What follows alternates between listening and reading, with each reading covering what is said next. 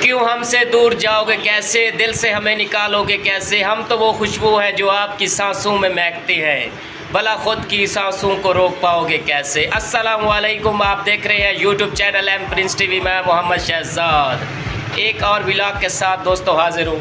दोस्तों कैसे हो, ठीक हो? तबीयत उम्मीद करता हूँ आप सब ठीक होंगे, खैरियत से होंगे। मैं आया हूँ इधर राणा साहब के पास काफ़ी अर्से के बाद। मैंने कहा जाता हूँ, एक व्लॉग भी बनाता हूँ, मुलाकात भी करता हूँ राणा साहब से। अस्सलाम वालेकुम राणा साहब। राणा साहब बड़ी खुशी हुई है, काफ़ी अर्से बाद आया हूँ, आपसे मुलाकात की है। राणा साहब अल्लाह आपको सलामत रखे। और राणा साहब तबीयत से ठीक है?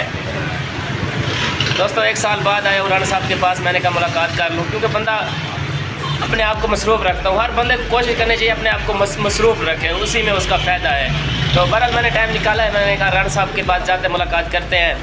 तो आज मैंने छुट्टी की थी, आज आपको कहूँगा, माहौल दिखाऊँगा।